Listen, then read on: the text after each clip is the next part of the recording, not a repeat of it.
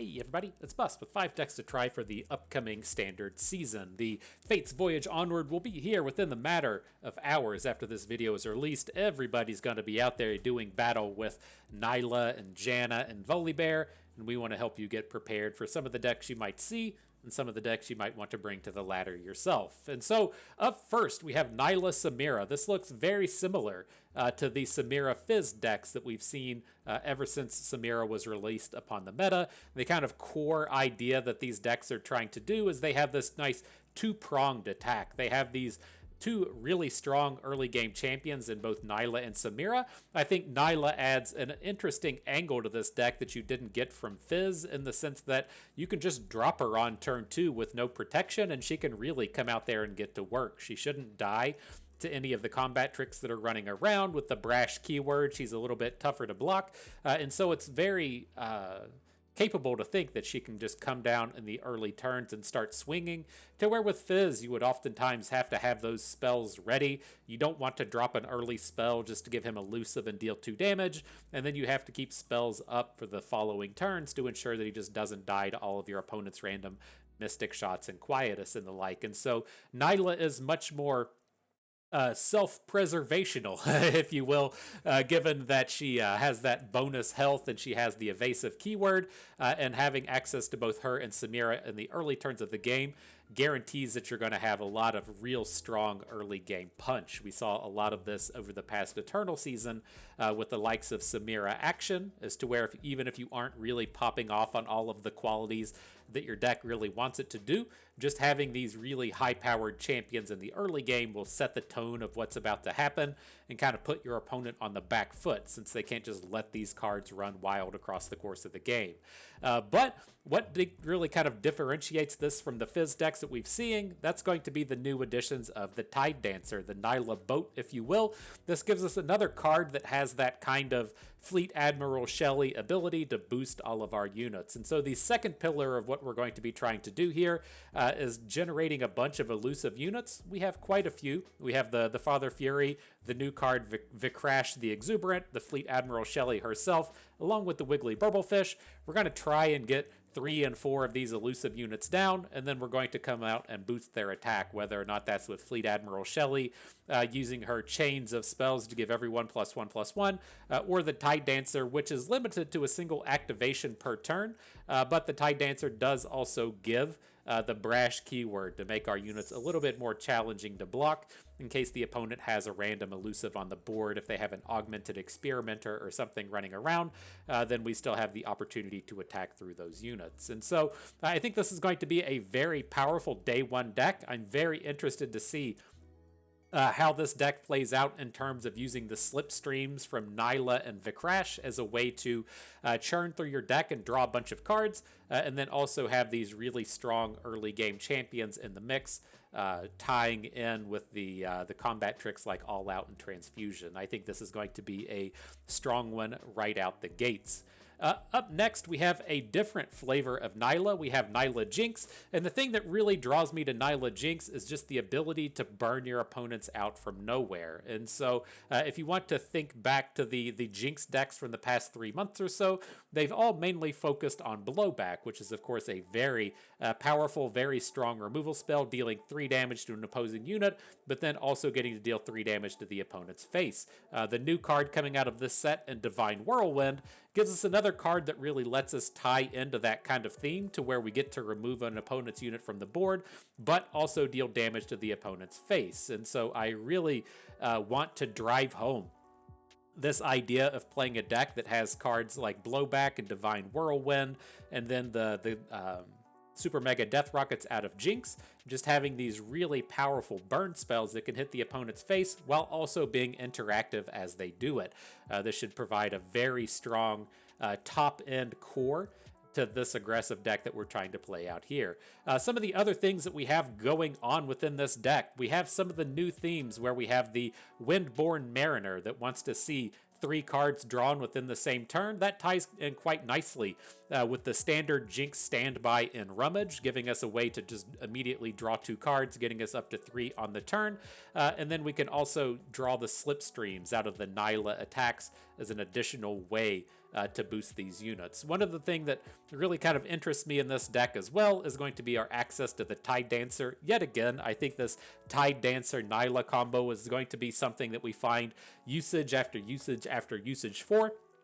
But the Tide Dancer being, again, having this +2 attack ability, and then our deck's ability to both get just a ton of dudes on the board. We have all of these 12 natural 1-drops along with the Windborn Mariner, tying into the discard elements of the Boom Baboons and the Flame Chompers. It should be very easy for us to get a full board of 5 or 6 units, but then also having access to all of these Flame Chompers with the Tide Dancer, giving the Flame Chompers +2 attack, letting them hook in some of the opponent's stronger units. Maybe we get to take down their big plays after that with a Blowback or a Divine Whirlwind or a Get Excited. I think there's a lot of very interesting and strong synergies within this deck, and another one that I'm very excited to take to the ladder. Up as deck number 3, our tribute to Rekko Rex, if you will. Rekko Rex innovated a bit in the Eternal season over the past month with the LeBlanc Gwen Darius deck. This was a Hallowed based deck looking to apply that Hallowed bonus onto Overwhelm units to get extra damage in as those Overwhelm units make their attacks. We're bringing this idea into Standard, but the new kicker that we're going to be including here is Headmaster Telsey, and so she's a new card out of the Fates Voyage Onward set that when on attack, when your allied units attack, their attack and support abilities activate an additional time. The card that immediately drew me to this ability is, of course, going to be Gwen.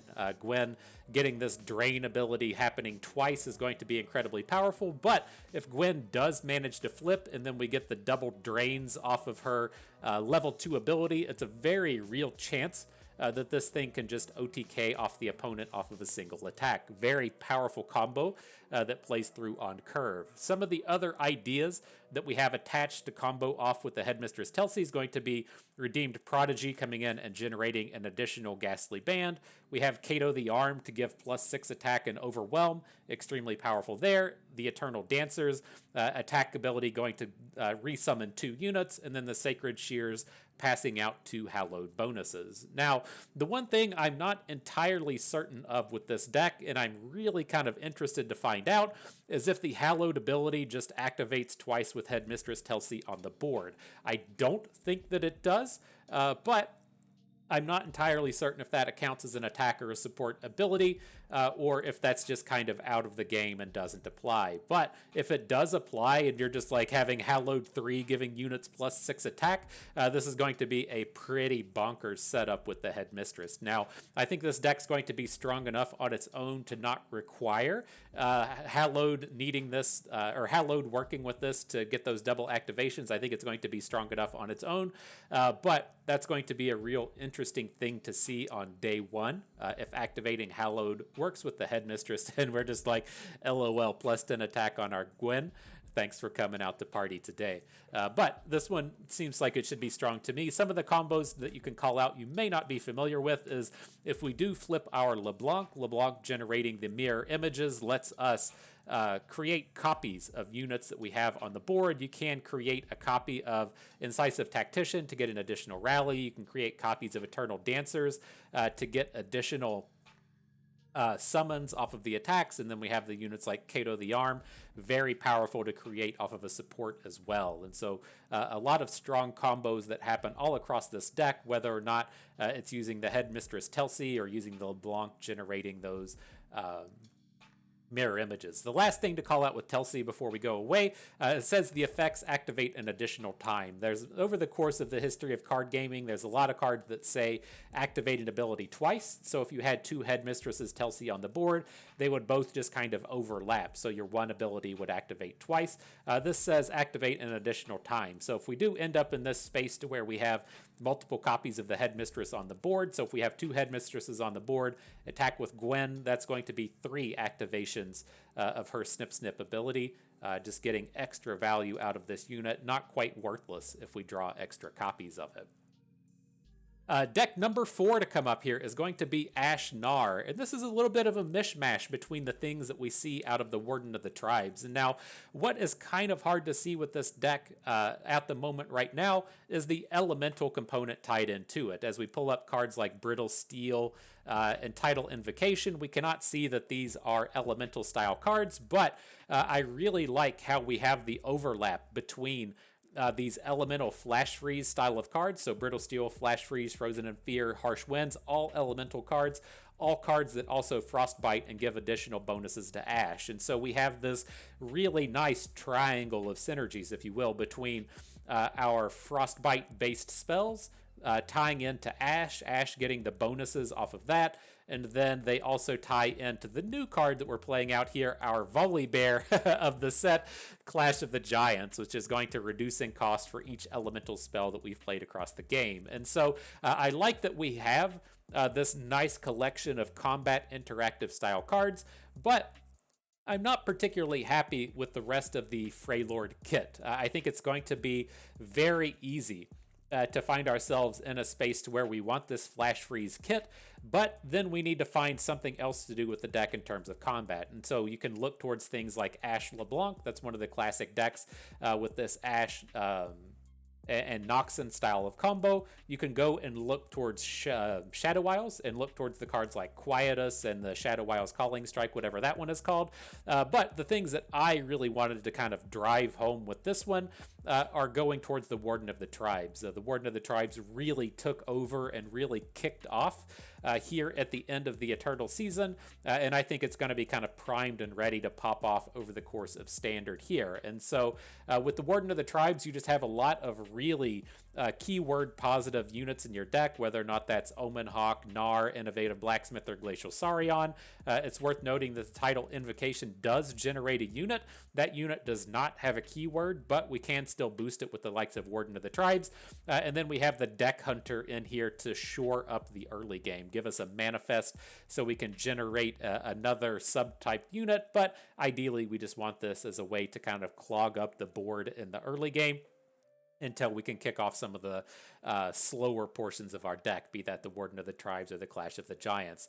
Also worth noting in the subtypes kind of theme, Frozen in Fear generates the Rhinefang Pack. The Rhinefang Pack is a dog, and so we have a big collection of keywords, right? Yordle, bird, cat, cat that generates another keyword, Weapon Master, reptile, and then dog coming out of the Frozen in Fear. And so very interested to give this one a try. If this Warden of the Tribes deck isn't the answer, if this isn't the perfect way to approach Ashe, I can assure you that this Clash of the Giants Ashe deck is going to be something in the upcoming weeks.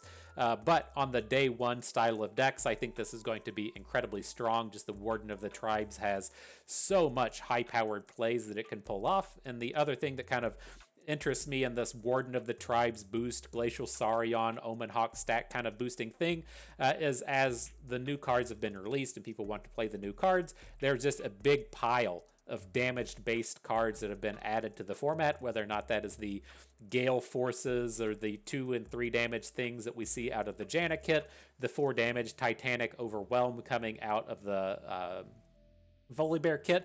There's a lot of damaged based removal, and just getting these little incremental bonuses of stats can be monumental in terms of fighting through that. And I think that these are also going to help give this deck an early day one edge.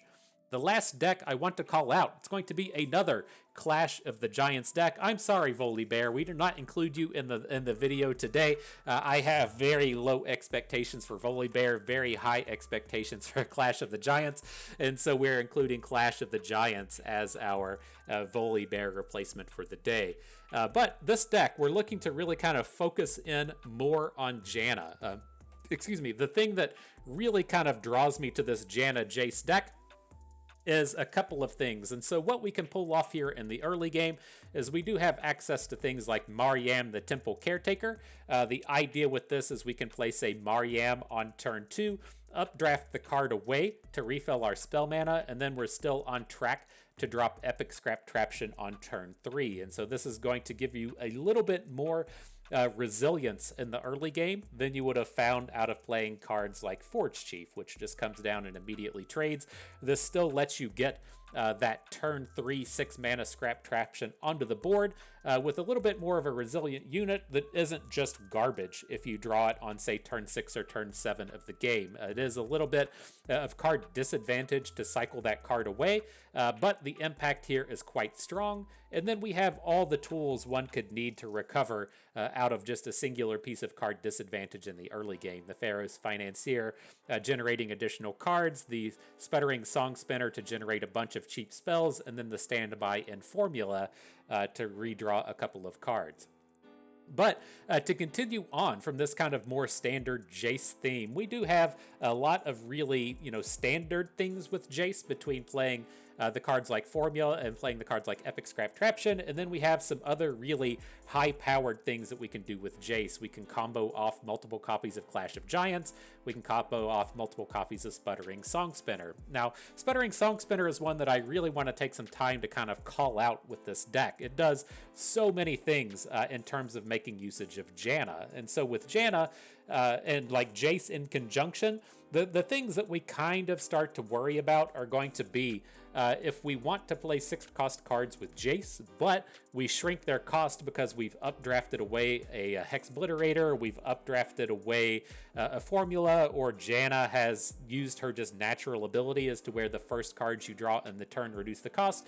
Kind of sucks if you're really kind of counting on those combos to work. And so having these slightly expensive cards like Sputtering Song Spinner helps in terms of comboing off in that sense. If we reduce the cost of cards with Acorn and it hits a Song Spinner, that's still completely fine in terms of Jayce. But the Sputtering Song Spinner is going to be one of the absolute most premier ways to level up a Janna. And so Janna needs you to see, or she needs to actually see you play 6 cost reduced cards. And so if we haven't reduced the cost of the Sputtering Song Spinner, it still does generate these 3 spells that are going to be 0-cost cards. And so a single Sputtering Song Spinner, that's so hard to say, a single Sputtering Song Spinner will get us half the way towards leveling up Janna. If it had its cost reduced, whether or not that's by Acorn or just drawing it for the turn, that's going to be 4 cards that get us that reduction for Janna, get us right on track to getting her flipped and getting up to these really powerful level 2s to where we get to draw extra cards every turn. I'm not really amped about leveling up Jannas with this style of deck. I'm really just kind of more interested in getting cards on the cheap with her, but I think that's another interesting combo that we can kind of pull off with this. These cards do tie in nicely with the removal spells like Howling Gale. It's just a 2 damage removal for 3, which isn't that great, but it increases your damage by 1 for each other card you've played this round, so if we end up playing the Song Spinner, we can then Howling Gale at max price, or max damage, I should say, much more easily. Now, the last kind of things I want to call out with this deck is we are playing with the Clash of Giants. I feel like it's worth noting with the Clash of Giants, I didn't mention it with our Ashe deck, but I think the kind of price point you're really looking for this to activate is about 12. Right? This isn't quite as powerful as a Feel the Rush, but Feel the Rush costs 12 mana, put 40 stats on the board, and then just, went to town from there. And so as far as Clash of Giants goes, I feel like if you get to play it for 12 mana, and you hit, say, a Captain Farron and another just like random 8/8, then you're in a good spot. That's a pretty good space to be in with the Clash of Giants. I think it's very safe to assume that you're going to hit about 30 stats off the Clash of Giants. But if you are able to, say, play it for 10 mana or play it for 9 mana, like once you're in that 9 mana space, that does open you up to the possibilities of continuing to play other expensive cards on the turn. If this costs 9 mana and we're in the late game, then we can look to still play some of these removal spells like Howling Gale and such. And so I think that there's going to be an interesting space in there. I was wanting to circle back to this Clash of Giants because we are playing a small collection of elemental cards. We have the Divine Draft, which is now elemental. The Sky Splitter is a combat trick, the Howling Gale, and the Divine Whirlwind. And so it's not as much of an elementals package as we saw in the Ashe deck. It's much easier to include those spells within the Ashe deck, but my kind of stance on my stance on the Clash of Giants, we're looking for it to cost about 12, and so we only need to play 4 spells to get it in that space to play it on turn 9. 3 elemental spells will let us play it on turn 10. And so, exciting collection of decks. I'm ready to jump in. I hope we helped you get prepared for this upcoming standard season of the Fates Voyage Onward. I'm excited. I hope you are too, because that is going to do it for us today. So I hope everyone enjoyed the video. Hope you maybe learned a thing or two along the way and you had a good time watching. So this is Bust, and we thank you for being here.